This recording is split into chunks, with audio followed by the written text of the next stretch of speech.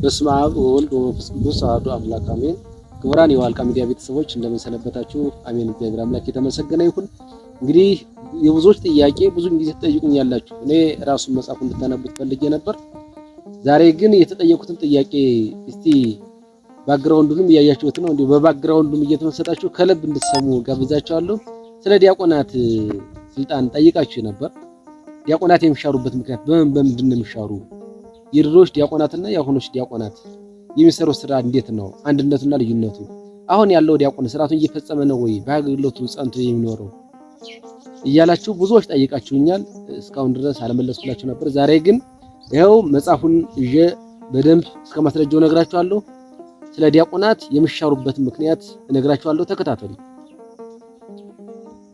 ዲያቆናት እና ቀሳውስት የሚሻሩበት ምክንያቶች።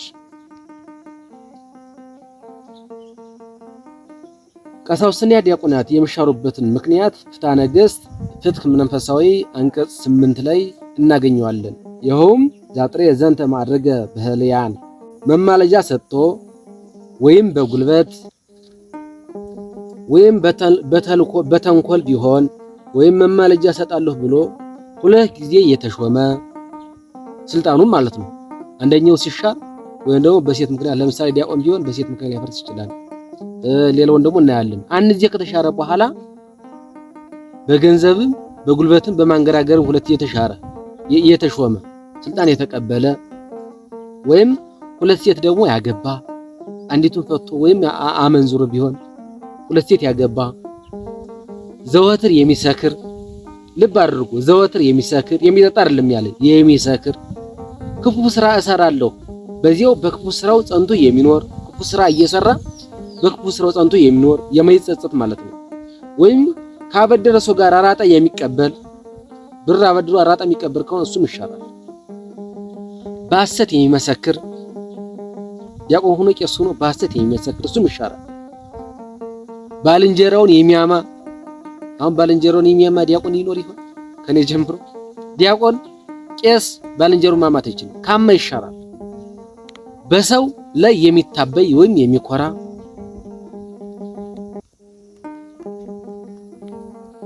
ከምትፈስን ሴት ጋራ የሚተኛ ማለትም በዝሙት የሚተዳደሩ ሴቶች አሉ፣ ከነሱ ጋር የሚተኛ። ሌላው ኤጲስቆጶስ ሳያዘው ወደ ንጉሱ የሄደ። በጥንት ጊዜ ጳጳሱና ንጉሱ ባንድ ነበር የሚሄዱት። ጳጳሱን ቃል ንጉሱ ያከብራል፣ ንጉሱን ቃል ጳጳሱ ያከብራል። እንደ ዛሬ ሳይሆን ማለት ነው። ጳጳሱ ሲልከው ወደ ንጉሱ መሄድ አይችልም ዲያቆኑ ወይም ቄሱ። ይሄን ነው የሚለው። ሰውን ለማስፈራራት አንዱን እንኳን የሚመታ፣ ሰውን ለማስፈራራት የተለያየ ነገር የሚጠቀም፣ ከመናፍቃን ጋር የተጠመቀ፣ ከመናፍቃን አዳራሽ ገብቶ ማለት ነው።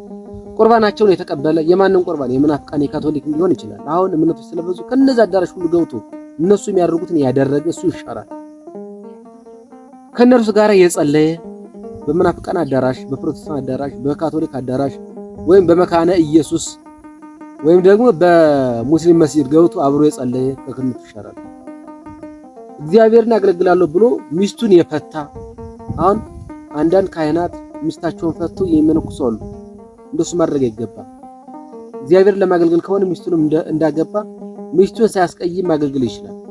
እግዚአብሔርን አገልግል በአንድ ልቤ ብሎ ሚስቱን ፈቶ የሚሄድ ከሆነ እሱም ከክህነቱ ይሻራል ይላል። እኔ አይደለሁም፣ ፍትሐ ነገሥት ነው እንዲህ ያለ። ማን ጻፈው ካላችሁ ሰለስቱ ምዕት የሐዋርያት በዲድስቅልያ የጻፉት ሐሳብም አለበት። እመነኩሳለሁ ተቤቱ ይዛለሁ ብሎ ሚስቱን የሚፈታ ማለት ነው። በሌላ አባባል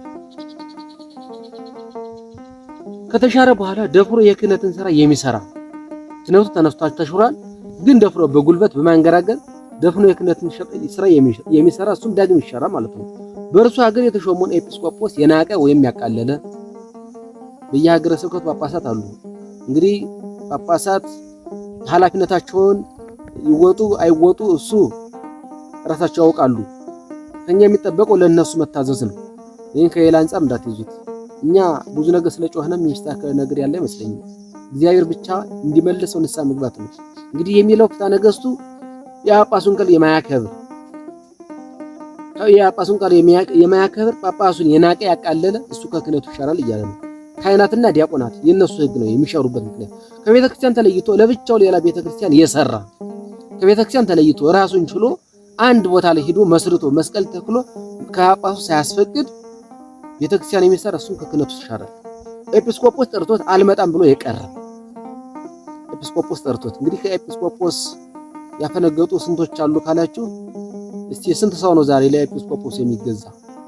ካህናት ሆኖ ዲያቆናት ሆኖ ለኤጲስቆጶስ ጠርቶት የቀረ እሱ ከክህነቱ ይሻራል ይላል።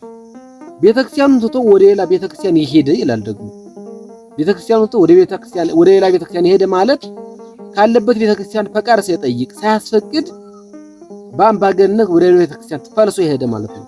እሱም ከክህነቱ ይሻራል። ያቺ ቤተክርስቲያን ትቷት ከሄደ በኋላ ዳግም መለሳለሁ ቢልም ሳያስፈቅድ ሄዶ ሳያስፈቅድ ቢመለስ እሱም ይሻራል። ኤጲስቆጶሱ ሳይፈቅድለት የፈቃድ ደብዳቤ ሳይሰጠው የመነኮሰ ያሁኑ ምንኩስና ትንሽ ከበድ ይላል። በተለይ በዚህ በሶሻል ሚዲያው የምናየው የት ነው መነኮሰው ሲባል መልስ የለውም። ከኤጲስቆጶሱ ፈቃድ ሳይቀበል የመነኮሰ እሱ ይሻራል። ዲያቆንም ይሁን ካህናት ይሻራል። ይልቁን ተወግዞ ሳለ ቢሄድ ተወግዞ ሳለ ቢንቀሳቀስ እሱም ከክህነቱ ይሻራል።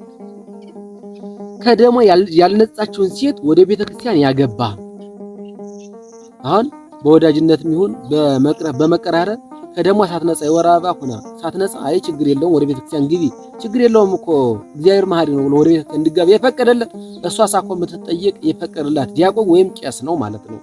ከዚህም አልፎ ደግሞ እንድትቆርብ የጋበዘ ቁረቢ ያላት ከደሞ ሳትነጻ ያቆረበ እሱም ከክህነቱ ይሻራል። ሌላኛው ደግሞ አንዱን እንኳን ተሰውሮ መጽሐፈ ተክሊል የሚያደርስ ይሻር ይላል። ለሥርዓተ ተክሊል ሳይበቃ ተክሊል ይፈጽም ወይ እንዲፈጽሙ ያደረገ እሱም ከክህነቱ ይሻራል ይለናል።